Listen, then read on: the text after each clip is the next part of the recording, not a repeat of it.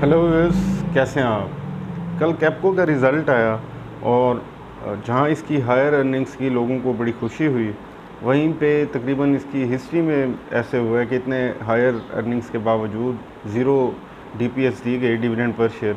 तो वहीं लोगों को उसका गम भी हुआ, दुख भी हुआ, और बहुत से लोगों ने सिर्फ डिविडेंड पे आउट एंटरटेन करने के लिए इसके शेयर बाय किए हुए थे रिसेंटली। और बहुत से लोगों ने कैपिटल गेन के लिए भी लिया हुआ था कि चलो अभी बाय कर लें, डिविडेंड के लिए ना भी एलिजिबल होना चाहें तो डिविडेंड अनाउंस होने के बाद शेयर स्काई रॉकेट करेगा तब सेल कर देंगे। कोई 35 की उम्मीद लगाया बैठा था, कोई 40 की लगाया बैठा था। तो लेकिन हुआ ऐसा कुछ नहीं।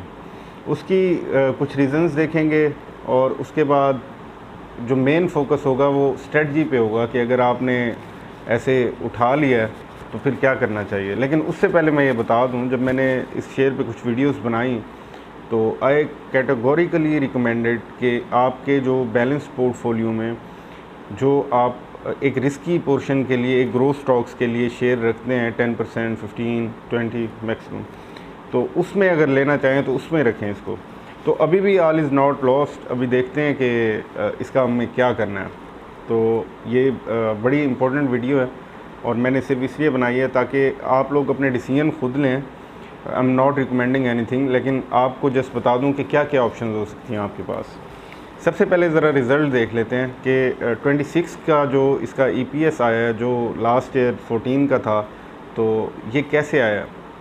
इसकी दो रीज़न है और इन रीज़न्स को फर्दर हम डीपली जाके देखेंगे जब इसकी डिटेल फाइनेंशियल स्टेटमेंट आएगी। अभी जस्ट रिज़ल्ट्स इन्होंने इशू किए हैं। जो इसकी सेल्स हैं ये काफ़ी कम हुई हैं।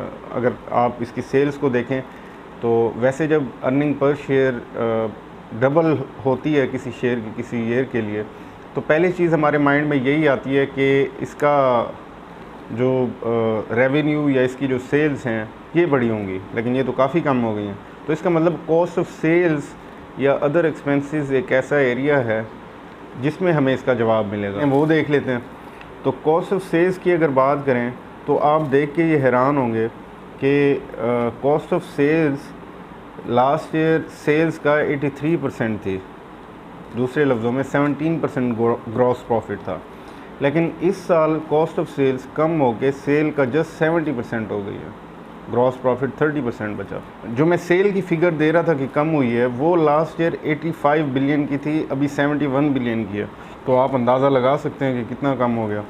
उसके अलावा एडमिनिस्ट्रेटिव एक्सपेंसेस थोड़े से बढ़े हैं, ये फ़िक्स नेचर के होते हैं। तो यहाँ पे आप देख सकते हैं कि रेवेन्यू या सेल्स इतनी कम हुई हैं, लेकिन ये बढ़े हैं, तो इन पे कम इनका होता है, जैसे सैलरीज वगैरह हो गई, दूसरी चीज़ हो गई। ऑपरेटिंग एक्सपेंसेस ज़रा वेरिएबल नेचर के होते हैं, वो सेल्स के साथ बढ़ते कम होते हैं, कंट्रोल में होते हैं, ज़रा कंट्रोलेबल होते हैं। जो एडमिनिस्ट्रेटिव एक्सपेंसेस है ये तो बढ़ गए। अदर ऑपरेटिंग एक्सपेंसेस पिछले साल थे थोड़े से, इस साल ज़ीरो हैं। जो अदर इनकम है ये लास्ट ईयर थी 13 बिलियन, अभी हो गई 20 बिलियन। तो ये दो ऐसे एरिया हो गए जिनको हम जब डिटेल फाइनेंशियल स्टेटमेंट आएगी तो इन पे नज़र दौड़ाएंगे कि इसकी क्या रीज़न है। पहला हो गया कॉस्ट ऑफ सेल्स और दूसरा हो गया अदर ऑपरेटिंग इनकम या अदर इनकम। जो फाइनेंस कॉस्ट है वो तकरीबन सेम उसी पोर्शन पे है। इसकी रीज़न भी हम देखेंगे क्योंकि इस साल तो कम हुए थे। तो लेकिन इसकी एक रीज़न ये भी हो सकती है कि 2019 का जो इनका फाइनेंशियल ईयर एंड था जून तक, उसके दौरान इतने नहीं बढ़े थे। यानी 1 जुलाई 2018 से 30 जून 2019 के दौरान ये मॉनेटरी पॉलिसी में इतना ज़्यादा मार्कअप नहीं बढ़ा था जो अगले 6 माह में, उससे अगले 6 माह में 31 दिसंबर 2019 तक जो बढ़ा था। लेकिन फिर भी इसकी रीज़न हम ढूंढने की कोशिश करेंगे कि इनके फाइनेंस कॉस्ट क्यों तकरीबन सेम है, 8.3 बिलियन, 8.4 बिलियन, इतना फ़र्क नहीं है। तो अभी हमें क्या पता चला कि इसकी सेल्स डाउन हुई हैं, लेकिन कॉस्ट ऑफ सेल्स बैनिश हुई हैं और काफ़ी कम किया गया उनको, और अदर इनकम को काफ़ी ज़्यादा बढ़ाया गया, तकरीबन 7 बिलियन, यानी हाफ बढ़ गई हैं, 50% का इंक्रीज़ आया। तो ये तो थी ऐसी बात कि फाइनेंशियल स्टेटमेंट को देख के कुछ चीज़ें डिस्कस करें। अब बातें हैं हमारी क्या स्ट्रेटजी होनी चाहिए।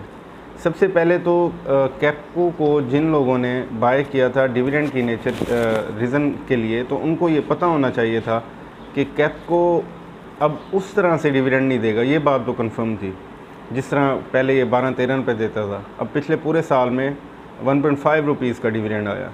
तो जो लोग अभी भी इस नीयत से रख के बैठे हुए हैं कि लॉन्ग टर्म के लिए डिविडेंड एंजॉय करेंगे, वो इससे एग्ज़िट कर लें, लॉस को बेयर करें। There is no shame in that. आपकी स्ट्रेटजी अगर आपने साल 2 साल हो गए हैं लेके रखा, मार्केट में हर तरफ न्यूज़ चल रही थी कि इसकी जो अर्निंग्स हैं या इसके कॉन्ट्रैक्ट्स जो रिन्यू होने हैं तो वो उतनी अच्छी टर्म्स पे शायद ना हो, तो you should have paid heed to that news. लेकिन अभी भी कोई बात नहीं है, आप किसी और शेयर से अर्न कर सकते हैं।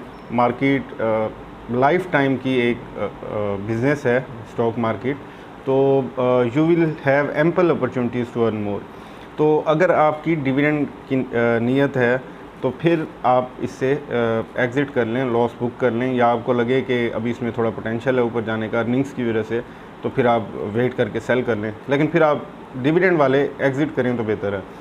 अब किस रेट पे करना चाहिए, क्या होना चाहिए? देखें, ₹1.5 डिविडेंड वाले जितने भी शेयर्स हैं, एक्सेप्ट मुदारबा कंपनीज़ जो फर्स्ट अभी मुदारबा है, और या वो रेंटल वाली कंपनी है, रीट है जो, उसके अलावा कोई ऐसा शेयर नहीं मिलेगा जो ₹1 ₹1.5 देता और उसकी शेयर प्राइस 20 से ऊपर ना हो।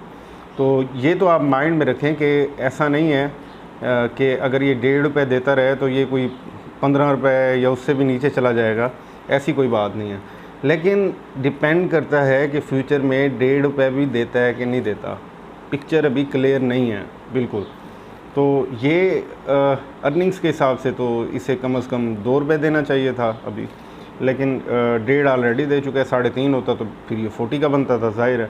तो ये कोई फ़िक्स फार्मूला मैं आपको नहीं बता रहा, जस्ट दूसरे शेयर्स के हालात देख के बता रहा हूँ। जैसे फॉर एग्ज़ाम्पल ये पावर सेक्टर में ही अगर हम देख लें, निशात पावर है, तो वो 25 से 30 में या कह लें 20 से ऊपर ट्रेड करता है और वो ₹1 हार्डली देता है। तो उसकी अर्निंग्स भी अच्छी हैं, लेकिन कैपको की अभी तक की अर्निंग्स उससे तो बहुत ही बेहतर हैं, कई गुना ज़्यादा हैं। तो इसी वजह से ये जब पिक्चर क्लियर होगी कि इनकी डिविडेंड की अगले सालों में क्या पॉलिसी चलती है, क्या ये ₹1.5 पे भी फ़िक्स रहते हैं या उससे भी नीचे आते हैं या ₹1.5 से ऊपर जाते हैं, तो फिर इसकी प्राइस का सही तौर पे डिटर्मिनेशन होगी। अभी जस्ट ये है कि डिविडेंड वाले जिन्होंने प्योरली डिविडेंड दिया हुआ था, अगर उनको ₹1-1.5 कम लगता है इस प्राइस रेंज के हिसाब से, तो वो लॉस बुक कर लें अगर उनको लॉस हो रहा है। अगर उन्होंने 20-21 पे लिया तो फिर प्रॉफिट बुक कर लें सही विंडो देख के। अब आते हैं कैपिटल गेन की तरफ। सेलिंग प्रेशर आएगा, आया भी, हमने देखा, अभी आगे भी हम देख सकते हैं इसे। लेकिन साथ ही अर्निंग्स वाले भी जो वैल्यू बाइंग वाले बैठे हैं, जिन्होंने देखा कि ये 26 रुपीज़ अर्निंग इसकी आलमोस्ट डबल हो चुकी है, जिनकी इस चीज़ पे नज़र है, वो लोग इसको बाय करेंगे। और हम बाइंग वॉल्यूम, सेलिंग वॉल्यूम, इससे इन चीज़ों का अंदाज़ा लगा सकते हैं। हम देख सकते हैं, जैसे एक बात है कि अगर इतने मिलियन शेयर्स, इतने सारे मिलियन शेयर्स कल लोगों ने सेल किए कि डिविडेंड नहीं आया, तो उतने बाय भी किए गए। लेकिन ये सेलिंग प्रेशर में बाय हुआ क्योंकि प्राइस नीचे आई, और जब प्राइस नीचे आए और इतना वॉल्यूम बढ़ रहा हो, तब पैनिक सेलिंग हो रही होती है। और जब प्राइस ऊपर जा रही हो और इतना वॉल्यूम है, तब बाइंग हो रही होती है, लोग एक्यूमुलेट कर रहे होते हैं। तो ये चीज़ें आपको ज़रा देखनी पड़ेंगी। इसके अलावा जो इस चीज़ पे है कि नीचे कहाँ जा सकता है, तो ये ऐसे भी होता है कि ये शेयर लोग कुछ दिन देख के फिर सेल कर दें। कुछ लोग वेट कर रहे हो कि ऊपर जाए, फिर कुछ दिन देखने के बाद, 1 वीक 2 वीक या 4-5 दिन देखने के बाद कि इसकी अर्निंग के बावजूद कोई बड़ा ब्रोकर या कोई बड़ा इन्वेस्टर इसमें एक्यूमुलेशन नहीं कर रहा, जस्ट सिंपल ट्रेडिंग हो रही है, तो फिर लोग दोबारा पैनिक सेलिंग कर सकते हैं और ये ₹25 से नीचे भी जा सकता है। तो उस टाइम पे अगर आप बाय करें तो फिर ये माइंड में रखिएगा कि ये हो सकता है फ्यूचर में डिविडेंड ₹1, ₹1.5 से ऊपर ना जाए या इतना भी ना दे, क्योंकि गवर्नमेंट के साथ इनके जो एग्रीमेंट्स हुए हैं वो हम सब के सामने हैं कि मतलब पावर प्लांट्स जो हैं इनको कैपेसिटी चार्जेस नहीं दिए जाएंगे। 120 रुपीज़ पे फ़िक्स कर दिया डॉलर रेट।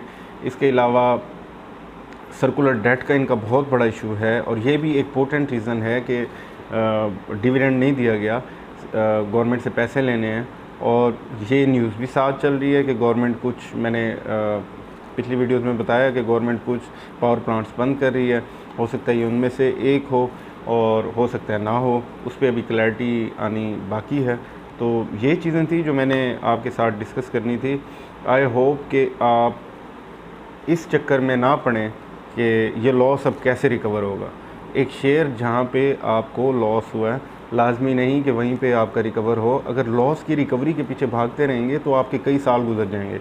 बेहतर होता है आप स्मार्ट स्ट्रेटजी अडॉप्ट करें, और अगर आपको लगे कि मैं गलत इन्वेस्टमेंट कर बैठा हूँ तो फिर आप उससे जितना जल्दी हो सके एग्ज़िट करके कोई अच्छा वैल्यू बाइंग वाला स्टॉक ख़रीदें।